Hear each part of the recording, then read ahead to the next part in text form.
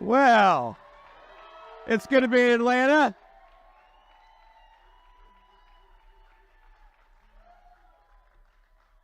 It is good to be in Atlanta, my friends, and I'm going to tell you, in 10 days, we're going to turn Georgia red. We're going to take the whole country with us. We're going to make Donald Trump the next president of the United States. Now, I'm sorry we're a little delayed coming out here. We were going to come out right behind the bleachers, and somebody said, no, you got to come out right here. But we were delayed by 10 seconds in coming out here, and it occurred to me as we were walking out that that Kamala Harris, every time she steps in front of a reporter, she makes a catastrophic mistake. So if we're just 10 seconds late to the stage, I'll take that every day, and twice on Sunday. We've got a few people here that I want to thank of you, a few very special friends. We've got Congressman Andrew Clyde here. Andrew, thank you, man. Now, Andrew reminded me, actually, that he and I worked on a piece of legislation, he in the House and me in the Senate, where we actually fought back against some of the radical anti-police policies of Kamala Harris and Joe Biden. And what happened? Kamala Harris and Joe Biden, they vetoed that piece of legislation, making Washington, D.C. less safe. And it drives something home, my friends, that, you know, when Kamala Harris says that she can't think of anything that she would have done differently from Joe Biden, maybe that's something she should have done differently. Let's support our law enforcement. I know Donald Trump would have done it differently, and that's a thing to be proud of. We've got the great Congressman Mike Collins. Mike, stand up, say hello. I know everybody just saw Mike. Mike has got the best social media, I think, of anybody in the U.S. Congress. No offense to anybody else here, but Mike has got the best sense of humor, and he has a little bit of fun with politics, which I think is a good thing. You know, they say that Kamala Harris, the media talks about Kamala Harris being the candidate of joy. When I come to events like this, I feel like the joy is all on our side, and we're having fun out here. And, of course, we got the great Congressman Rick Allen. Rick, thank you so much for being here, man. Thanks for your leadership. We've got Insurance and Safety Fire Commissioner John King. John, please say hello. Say hello. Thank you, John.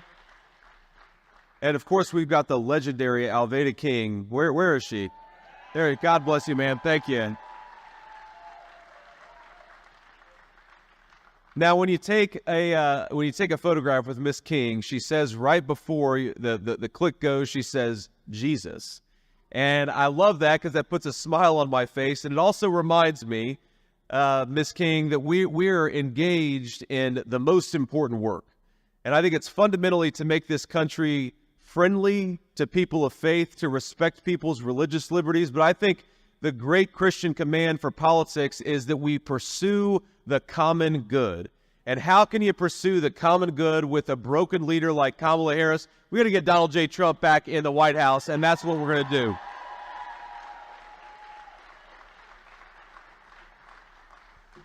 Now, I want to talk, before we get into why we need to elect Donald Trump the next president of the United States, I want to talk about the how, because the how is really important. And here in Georgia, we are off to a great start, my friends. You look at these early vote totals, and Republicans are doing awfully good in the state of Georgia. By the way, we're doing awfully good in the state of North Carolina.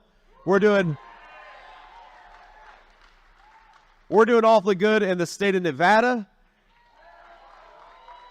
And across all the battleground states, right now, if I was a betting person, and sometimes I've been known to gamble from time to time, I would bet on Donald J. Trump winning all 7 battleground states and going to the White House with a lot of momentum.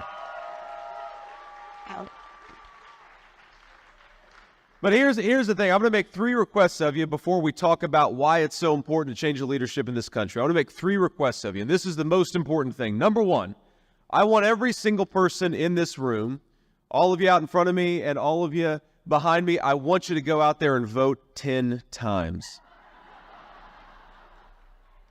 Now, some of you got a little uncomfortable. You said, well, we're Republicans. We follow the law. We only vote once, and we vote the legal way. Well, here is the legal way to vote 10 times.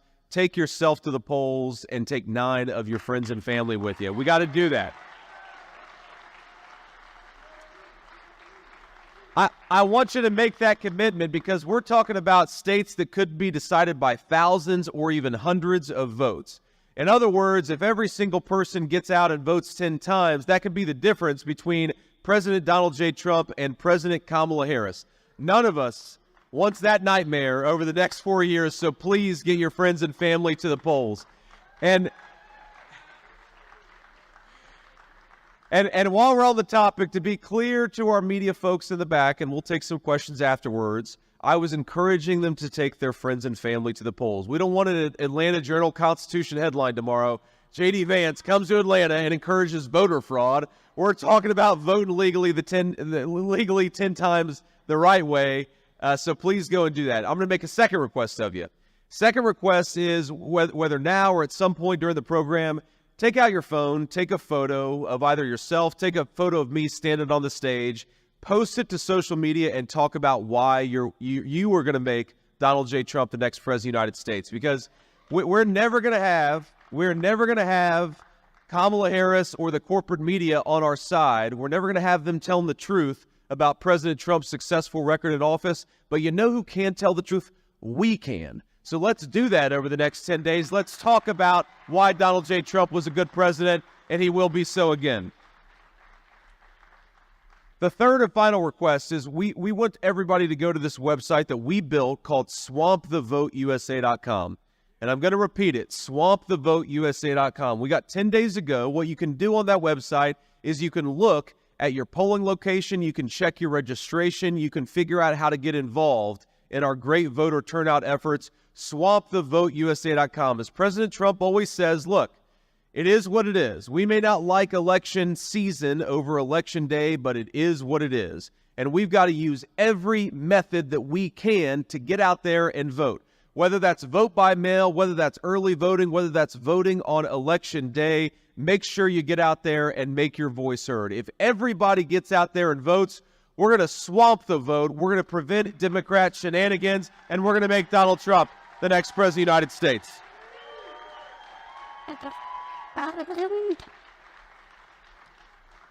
Now, there are two big issues confronting this country. There's so many things that we could talk about. We could talk about all of us believe, I think, in school choice and in giving our kids an education at school instead of an indoctrination, right?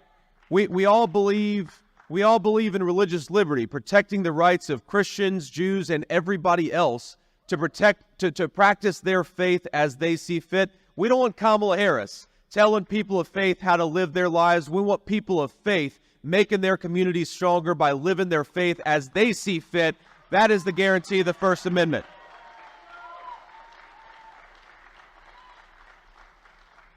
But I think when you talk to our fellow Americans, the two biggest issues confronting our fellow citizens are, number one, the economy, and number two, this terrible crisis at the southern border. So let's talk about both of those. And unfortunately, those issues are connected. Because remember, when Kamala Harris came into office, she promised that she was going to undo Donald Trump's border policies, and that's exactly what she did. 94 executive orders that did what? They suspended deportations. They stopped Donald Trump's successful Remain in Mexico policy. They stopped the construction of the border wall. Donald Trump built almost 500 miles of border wall, and Kamala Harris stopped construction of it on day one. That is why we have a wide open border. That is why Kamala Harris has been a failure as border czar, and that is why the people of Georgia are going to send a message to Kamala Harris in 10 days. We don't want San Francisco liberal policies. We want to close down borders. So Kamala Harris, you're fired. Go back to California where you belong.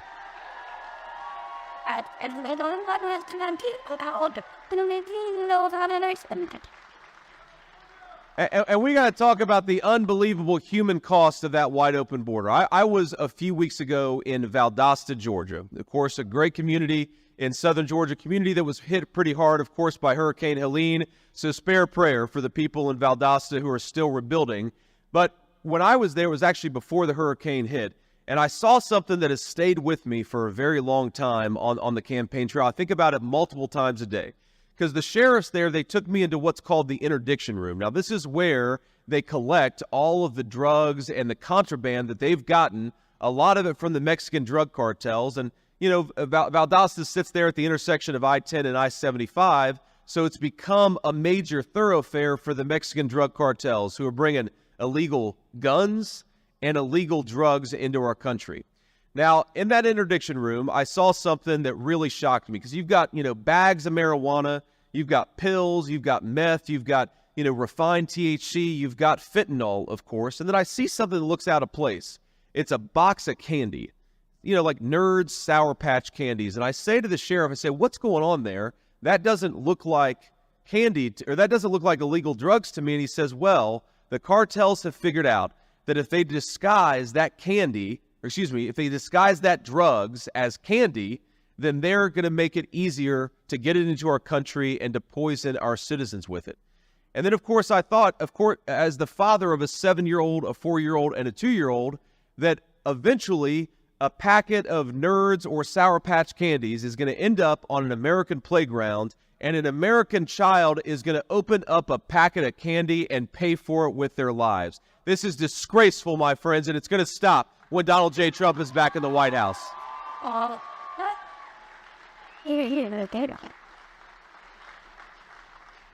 Because here's the thing, we know that kids make mistakes. All kids make mistakes, especially when they hit those teenage years, and I'm not there yet, but please say a prayer for me because we're going to be there eventually. But I want my children to grow up in a country, I want your children and your grandchildren to grow up in a country where it's safe enough for children to make those stupid childhood mistakes but not have to pay for them with their lives. I want kids...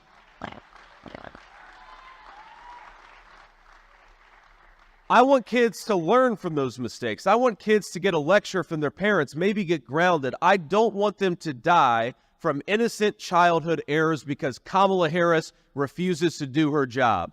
So in 10 days, to all of the friends that we have in the state of Georgia, if you want American communities to be safe again, we've got to close down that southern border, and the only way to do it is with President Trump back in the White House.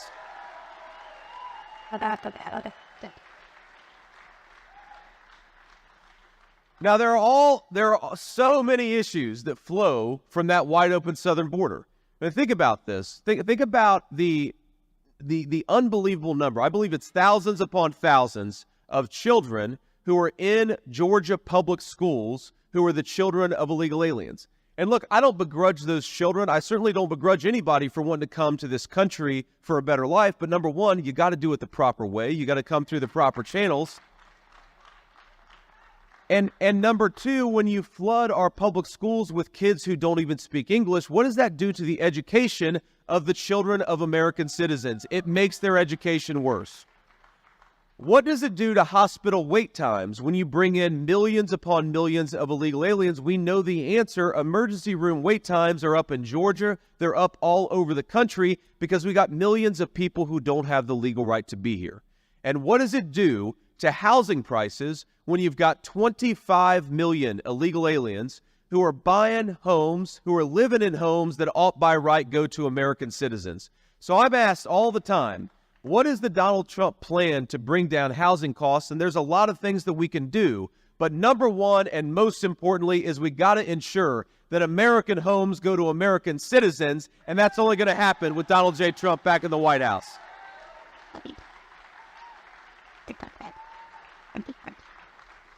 Because I think all of us are affected by the problems of Kamala Harris's leadership differently. All of us process this a little bit differently. We've all got different friends and family. But because I'm the first millennial on a major party ticket, I talk to a lot of people in my generation. And a consistent theme that I hear from them is our parents' generation, they were able to afford to buy a home, and our generation is not. And what a terrible failure of leadership that is. How much have the present leaders of this country failed our citizens when young people don't feel like they can afford the American dream of homeownership? My friends, we can do so much better. We have to do so much better. And unless we fire Kamala Harris, we're not going to do so much better. So let's do exactly that.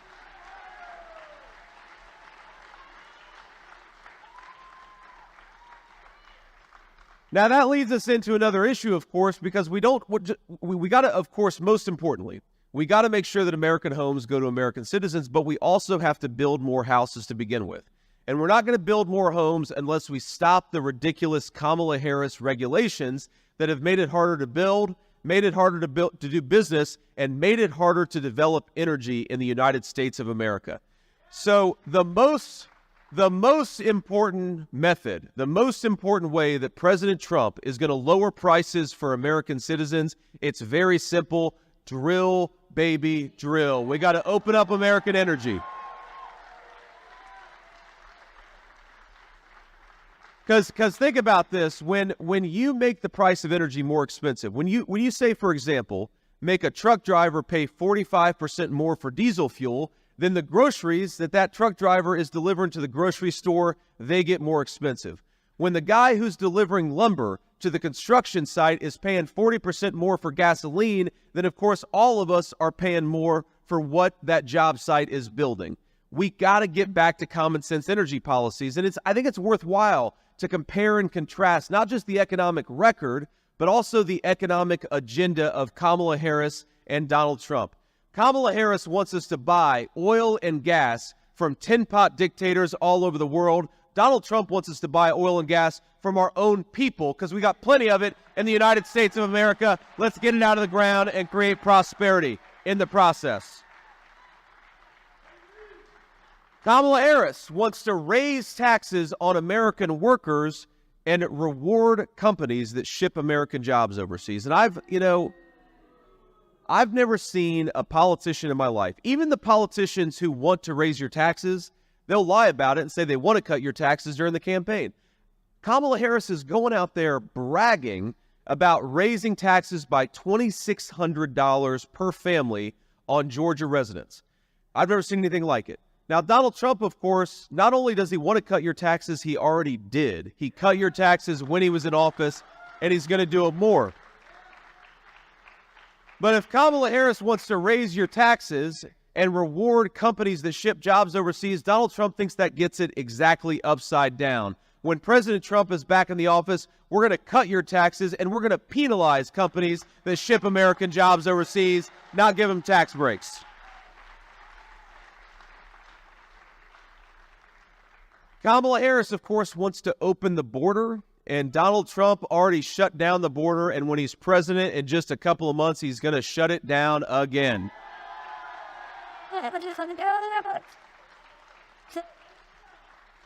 Kamala Harris sends a message to illegal aliens all over the world saying, come into our country, because she wants to give them Social Security and Medicare benefits that have been paid for by American citizens. She does. She brags about it.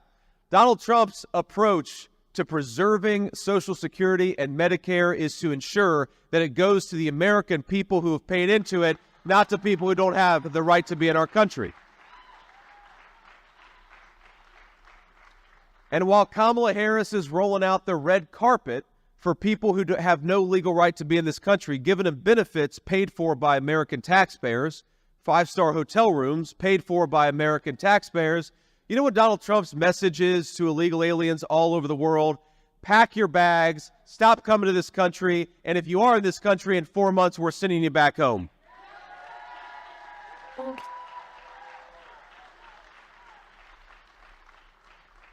The record is so clear. And that's one of the good things. I got to say, my friends, I honestly feel a little bad for Tim Walz, the governor of Minnesota. I do. Think about it. He's got the hardest job in American politics, and I've got the easiest job in American politics. All I've got to do is go around and talk about that, not just that Donald Trump has good plans for a golden age of prosperity, but that when he was president, inflation was 1.5%. I get to go around and talk about when Donald Trump was president, take-home pay was rising faster than it had in 40 years in the United States of America. I get to go around and brag that when my running mate was president, groceries were affordable, housing was affordable, and the border was shut down and closed.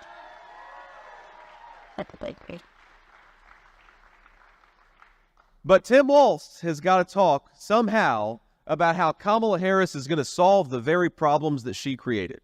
And that is a very tough job. Remember, Tim Walz has got to somehow convince the American citizens that Kamala Harris didn't open the border when everybody with a lick of common sense knows that's exactly what she did. Remember when Kamala Harris, she goes to these rallies and she stands up there and she says, on day one, we're going to tackle the affordability crisis affecting American families. And on day one, we're going to secure that southern border. And I think all of us with any common sense are saying, Kamala, day one was 1,400 days ago. What the hell have you been doing the whole time?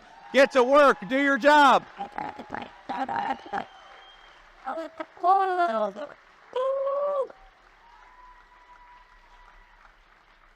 So Tim Walz has got to pretend that somehow Kamala Harris is going to be the candidate of change.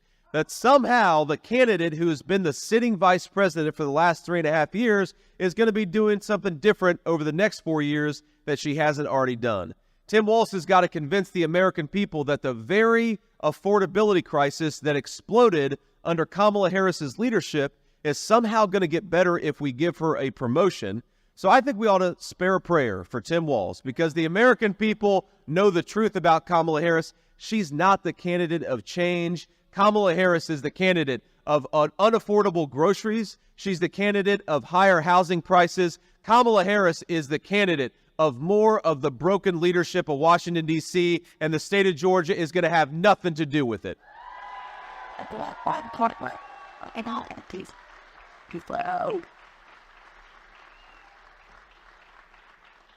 Now, we also, the reason I feel bad for Tim Walz is because as much as they talk about joy, I think at our events, whether it's President Trump's events or our VP events, look, we are the campaign of joy. You can feel it in the Republican Party.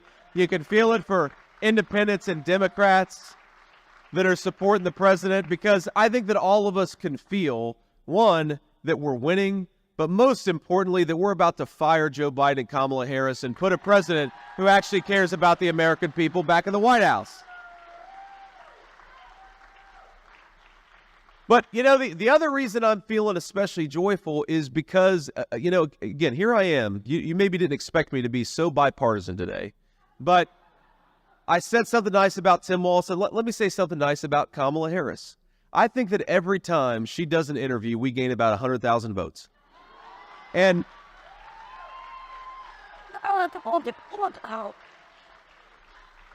I feel sometimes like we've actually got 3 people running on our ticket because not only does Kamala Harris give us a bunch of votes every time that she gives an interview, but she also copies every single one of our proposals. And I keep thinking to myself, Kamala Harris, if you're so confident in what you want to do, and more importantly, in what you have done for the American people, why do you keep on just copying Donald Trump's policy proposals? Now, we've of course announced a policy of no taxes on tips. Donald Trump is going to eliminate taxes on tips. Donald Trump has talked about eliminating taxes on overtime workers. I think that's really important. A lot of these folks are working too hard. They ought to get a raise. Donald Trump, of course, talks about securing the border. We got to do that, right? And I think that Kamala Harris, after Donald Trump started talking about it, Kamala Harris copied every single one of those proposals.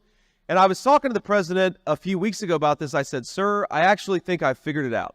She thinks you're going to win, and she's auditioning for my job. I'm telling you, she's going to show up in Michigan today with a red MAGA hat and a long red tie, and that is how she's going to run her campaign these final 10 days, is she's copied Donald Trump on everything else. She might as well copy his style, too. But here's the thing. Here's the thing is Kamala Harris is betting on us being stupid. She's betting on the American people being too dumb to realize that she's lying to them. But Donald Trump and I, what we're betting on? We're betting on the wisdom and the common sense of the American people. That's why we're going to win in 10 days. Now,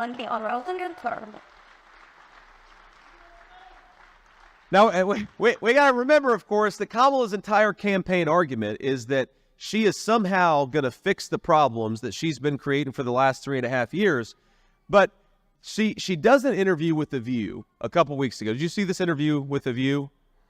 Some of you did. But most of you, this is how I sacrifice as running for your next vice president, is I watch Kamala Harris on The View so that most of you don't have to. Now,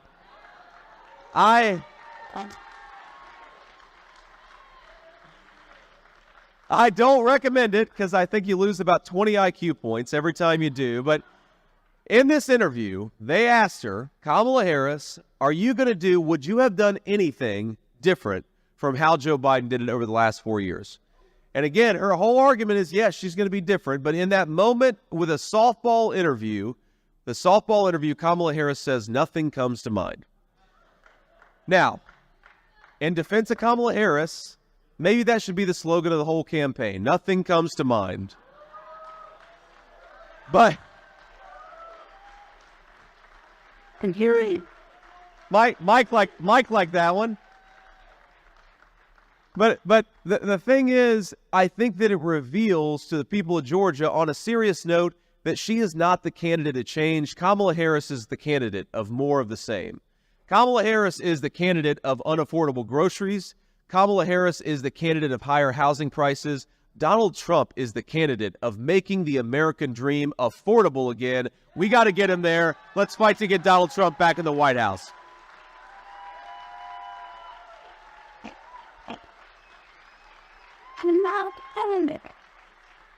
Now, I'm gonna make one more observation here about Kamala Harris's campaign, and then I'm gonna take some questions from reporters. Here's the problem. It's not just that I disagree with Kamala Harris on policy, on substance. It's that Kamala Harris has run this campaign around censorship instead of persuasion. Now, whatever your views are, whether you disagree or agree with me and President Trump on a particular issue, I'm going to make a solemn promise to you that we're going to fight for the First Amendment, and we're going to fight for your right to speak your mind, even and maybe especially when you disagree with us. Because, we talk about this border crisis, and the thing, obviously, the policy is terrible, but then you realize it's not just that Kamala Harris refuses to acknowledge that the border is a disaster. It's that Kamala Harris wants to call her fellow citizens a racist for daring to believe that we ought to have a secure southern border. Well, here's my message to Kamala Harris. Stop censoring your fellow citizens. Try to persuade them, and you might actually get somewhere in American politics.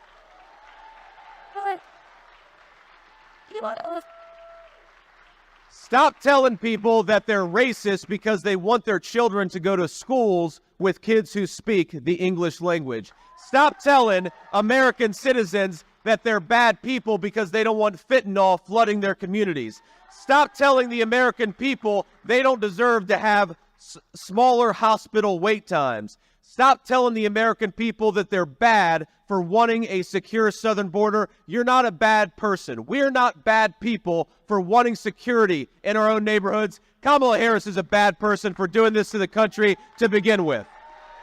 It's not like that. Okay, that's her. Well,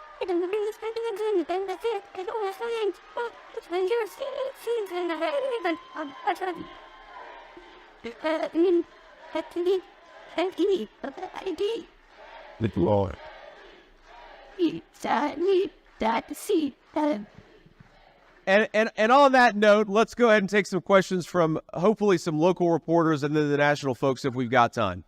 Senator Vance, Molly Oak with 11 Alive News. I'm curious, as you close in on Election Day, we're seeing record-breaking turnout in our area. How do you feel the campaign is performing in battleground states, specifically here in Georgia? Yeah, I appreciate that question. Look, I'm not BSing anybody in this room. I think that we're winning the state of Georgia right now. I really do. And I think that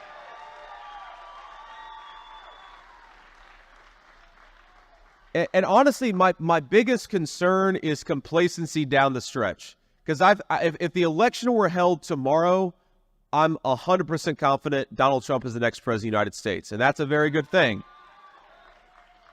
But the election is not tomorrow. The election is 10 days from now. And so what we have to do is keep our foot on the gas. We've got to keep on working. We've got to keep on running through the finish line. Because I really do believe that our fellow citizens are ready for a change. They're ready to make the American dream more affordable again. They're ready to make groceries more affordable again. They're ready to make housing more affordable again, especially for our young citizens. They're ready to close down that southern border and stop the flow of this poison into our country. They're ready for new leadership, and Donald J. Trump is the only person on the ballot who's going to provide that new leadership. So we're going to win. I really believe that. Senator Vance, Greg Bluestein from the Atlanta Journal-Constitution. Thanks for the shout out to our outlet earlier in your speech. You're welcome. I was just kidding. Oh, we'll take that. My question is about the Republican turnout. The Republican turnout is soaring in many parts of the state in a way that it just wasn't in 2020.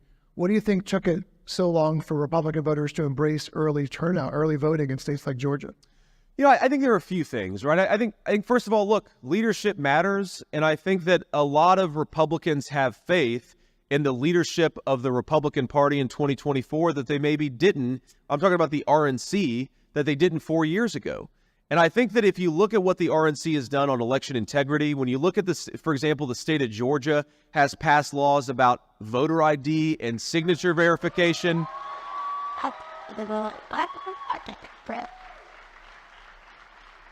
So I think at both the state level from Brian Kemp on down, but also the RNC with Michael Whatley and Lara Trump at the head, I think the Republican voters have more confidence in early voting this year. And look, I've got more confidence in early voting this year. So I'd encourage all of us to get out there, vote early if you're able to, because it's how we're going to, get enough votes in the bank so that we make sure that Donald Trump wins the state of Georgia.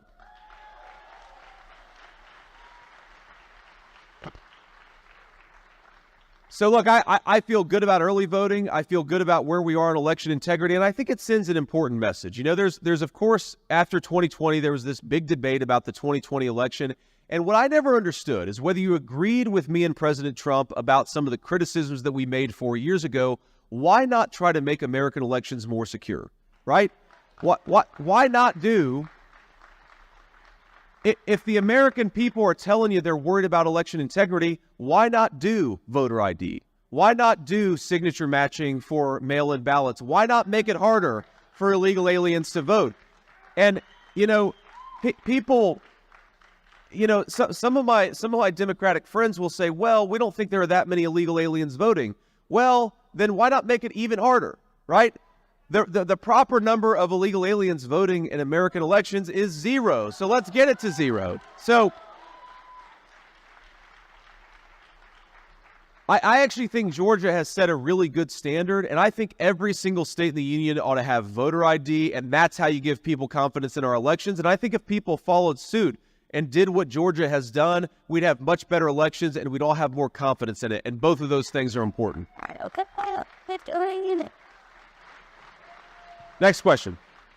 Hey, thanks, Senator. I'm Ross Williams with the Georgia Recorder. Vice President Harris has been campaigning strongly on the abortion question. I wanted to ask you, do you believe that abortion is morally equivalent to murder?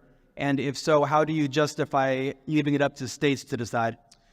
Yes, sir. So my belief on the policy of abortion, it's important to reiterate that. And what President Trump has said is that the voters are going to make the decision about abortion. What his presidency is going to be focused on is lowering the price of housing, lowering the price of groceries, securing that southern border, and most importantly, promoting a culture of life in this country, because we've got way too many people who feel, if they have an unexpected pregnancy, we've got way too many young women who feel like their only option is to terminate that pregnancy. We want to increase the options. We want to make it easier for people to choose life because we believe that that's important.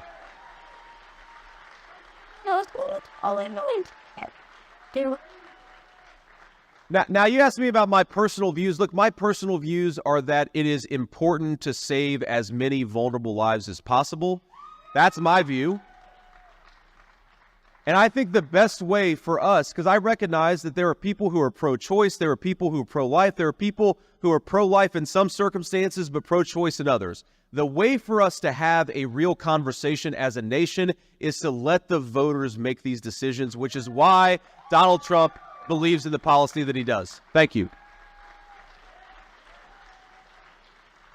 Senator Vance, Kim Luppler with Fox 5. My question, now that we're 10 days out from the election, what is your number one message to any undecided voters that we have here in Georgia?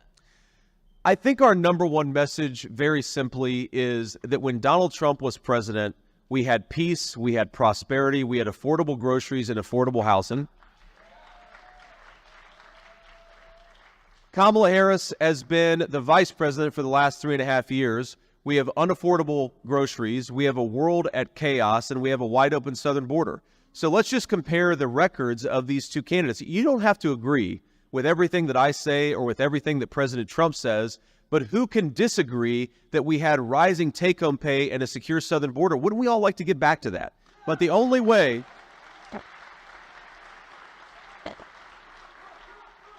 The only way to get back to it is to change the broken leadership in Washington, D.C. We cannot get back to peace and prosperity. We cannot get back to affordable groceries and a secure southern border by doing the same exact things with the exact same leaders. We need change. We need new leadership. We need Donald J. Trump. That's our message to voters down the stretch.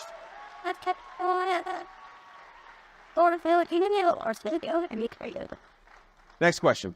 Senator, I'm Sarah Callis with GBB News. Will you accept the Georgia results of the election, even if you do not win the state? Yes, ma'am. Look, of course we will, but of course we're going to try to make sure that every legal ballot is counted and illegal ballots aren't counted, right? There's no... We believe in two very important principles. One, that yes, we're going to accept the results of the election, but two, we're also going to fight to make sure that every legal ballot and only every legal ballot is counted in the state of Georgia. Thank you. Hi, Senator, it's Kid. I'm wondering what have you heard about Chinese hackers targeting your phone and Trump's phone? Well, I've heard that they did it, which sucks. And I think it illustrates, frankly, the Chinese aren't trying to hack Kamala Harris and Tim Walz's phone. I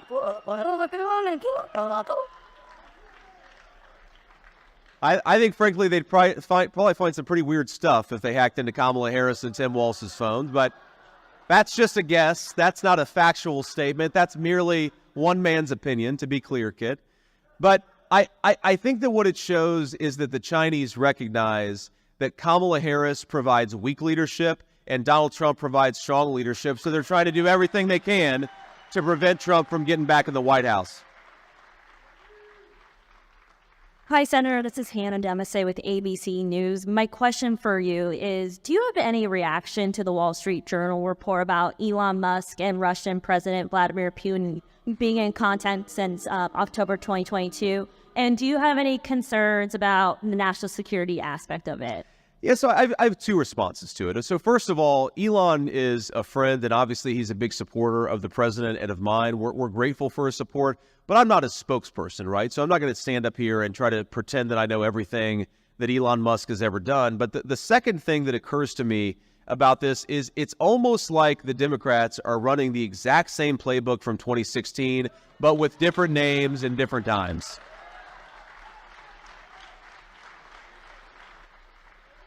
Here's what I know about Elon Musk. I know that there are a lot of people in areas that were hit hard by Hurricane Helene who have internet service because Elon Musk has been working hard to make that happen.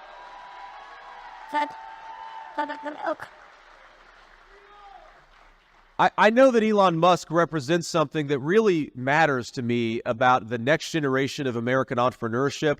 I want people building rockets to go to Mars. That is a great and inspiring thing for our country. And if you think about it, it illustrates something that's really broken. I mean, just consider this. Our parents and grandparents, they went to Mars, they went to the moon with pocket calculators and slide rulers. Americans can't even build enough housing for our citizens now. I think that suggests something fundamentally broken. And what I like about Elon Musk is that he reminds us that America is a nation of great ambitions, of great dreams, and I believe that it is the solemn obligation of the American civilization to conquer the stars. We are meant for great things in the United States of America, and Elon reminds us of that. But I also know that Elon Musk thinks that it's crazy for the war in Russia and Ukraine to go on indefinitely. And by the way, he's right. It is crazy. And so Donald Trump is the president of not just prosperity. That's the most important thing, is prosperity for our citizens. Donald Trump is also the candidate of peace all over the world. The war the war in Ukraine would have never started if Donald Trump was president. And I believe,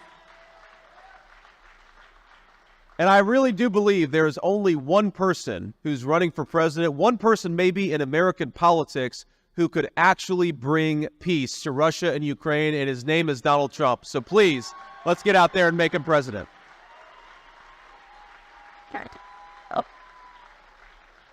Let's do one more question, then we'll hit the road. Yeah, Senator Torian Small with CBS News. Thanks again for taking our questions. You've often talked about the big tent that this ticket is bringing in, support from Elon Musk, RFK, Tulsi Gabbard, Nikki Haley. All but one have campaigned for the ticket. Is there a reason why Nikki Haley hasn't been tapped to campaign? When was the last time you guys have talked to her about campaigning?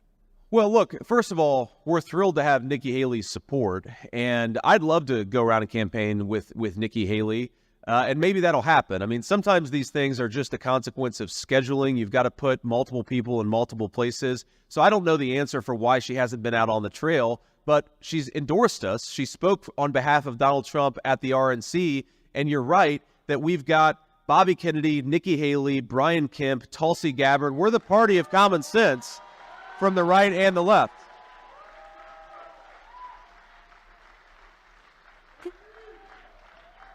But I really do think this is important, because you ask yourself, what candidate can unite Bobby Kennedy Jr., Tulsi Gabbard, Nikki Haley, and Brian Kemp? And the answer is the guy who stands for common sense. And I really think that's fundamentally what this election is about. You know, Kamala Harris, she's the candidate of being the policeman of the world. She's the candidate of starting wars, whereas Donald Trump is the candidate of ending wars. Kamala Harris is the candidate of censoring her fellow citizens. Donald Trump is the candidate of the First Amendment. That's why Bobby Kennedy, I think, is really behind us. And Kamala Harris is the candidate of rising prices, and Donald Trump is the candidate of the American dream. And thank God for that, because we're going to make him president in 10 days. So let me just leave you with one final thought, because we're having a lot of fun.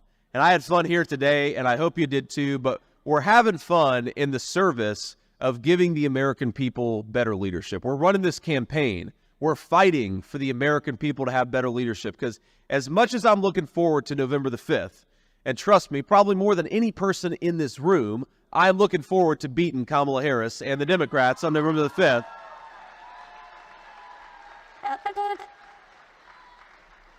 We got to remember that we're fighting for our fellow citizens. We're not just fighting to beat Kamala Harris. We're fighting to make sure that our fellow citizens are able to live a good life in this country that all of us love. And I want you, let me just give you a few stories. People that I've met on the campaign trail, people that I know, and how much they've suffered under the leadership of the last few years. Number one, there's a woman I met who's a retiree, and her husband is about to be a retiree, but unfortunately, he's still got a couple years where he's got to work, in part because they're raising grandchildren who were orphaned by the fentanyl crisis. So she's doing the best thing in the world, taking care of grandbabies that she wasn't expected to take care of, and God love her for doing that. But she told me that in good times and bad, for 40 years, she and her husband had a tradition where they would do steak night on Friday night. And I'm not talking about going to a fancy steakhouse. I'm talking about going to the grocery store, buying a steak, grilling out, and having that be their special thing. And I think all of us know that it's these little rituals with friends and family that make life worthwhile in the first place. Well, you know what happened is she stopped doing steak night last year. And the reason she stopped doing steak night is because groceries got too unaffordable for her to continue on with this tradition that she had done for 40 years. And what a disgrace that is, that a woman who has worked hard and played by the rules her whole life is going without because we have a failed leader like Kamala Harris who's jacked up the price of groceries. I want to tell you about somebody else. I meet a lot of people on the campaign trail, and one woman in particular, she talked to me about not being able to afford the price of groceries. She told me about that for about 30 seconds, and then she told me, and Ms. King, I think you'll appreciate that she said a prayer for me, every single night, and not just me, but my wife, and she knew the names of our 3 children, because even though she couldn't afford to put food on the table, she thought that it was important to pray for me and my family every single day. That reveals a generosity of spirit. Thank you. That reveals a generosity of spirit that exists in this country that we should all be grateful for, but we should remember that when we go to the polls on November the 5th. Because we should remember that there's a retiree out there who would like to be able to reestablish a ritual, a Friday night steak night with her husband, but she's not going to be able to do it unless we get better leadership. There's a woman out there with the generosity of spirit to pray for me and my children by name when she can't even afford the price of groceries. We've got the best country in the world, my friends. We've got the best people. We've got the best natural resources. We've got the most beautiful country anywhere in the world. But for our people to be unleashed into the next age, a golden age of American prosperity, we have got to fix the broken leadership in Washington, D.C. In 10 days together, that's exactly what we're going to do. God bless you all. Thank you. Thank you for having me, and I'm sure I'll be back soon. Take care.